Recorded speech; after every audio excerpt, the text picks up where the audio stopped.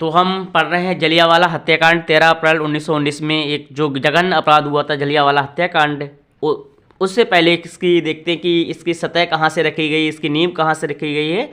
तो इसकी सतह रखने के कारण हुआ रोलैक्ट एक्ट है। रोलैक्ट एक्ट जो एक आया, एक सिडनी रोलैक्ट है, जो इसके अध्यक्ष थे, हेड थे, उन्होंने इस एक्ट को बनाया।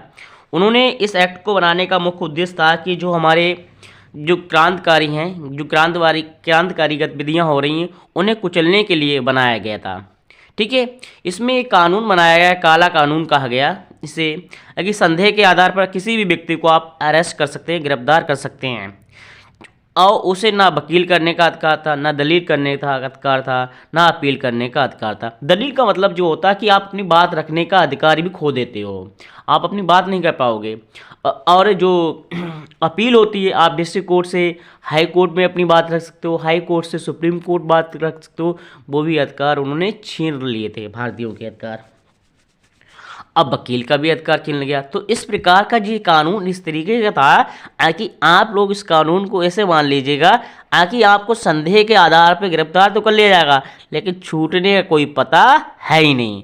इसका एक ही मतलब है, आप रहने वाले उत्तर प्रदेश को अंडमान निकोबार जेल में बंद कर दिया। आपको कब तक बंद कर दिया जाएगा पता नहीं, आप शायद वहाँ मर भी जाओ। तो इस कानून का बहुत ज़बरदस्त विरोध होने लगा भारत में, हर जगह इस कानून का ज़बरदस्त विरोध होने लगा। इसीलिए इस कानून को काला कानून कहा गया। जिसका कुछ अता पता ना हो उसे ही काला कानून कहा गया, कुछ दिखाई नहीं दे उसे काला कानून कहा गया। फिर इसके बाद क्या हुआ, जलियांवाला हत्याकांड 13 अप्रैल 1919 में बैसाखी का दिन था। ये पड़ता है अमृतसर में पड़ता है।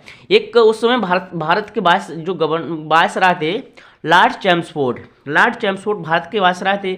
और पंजाब के तो जो गवर्नर थे पंजाब के, क्योंकि जैसे आप देख रहे हैं भारत के, जैसे भारत में इसमें प्रधानमंत्री हैं, तो अलग अलग राज्यों को संभालने के लिए क्या चाहिए, मुख्यमंत्री चाहिए ना, मुख्यमंत्री अलग अलग राज्यों को संभालते। ऐसे पंजाब में थे जनरल ओ डायर, ठीक है। और निचले स्तर पे कौन से, अमृतसर में थे आर डायर, 3 लोग थे। तो इसमें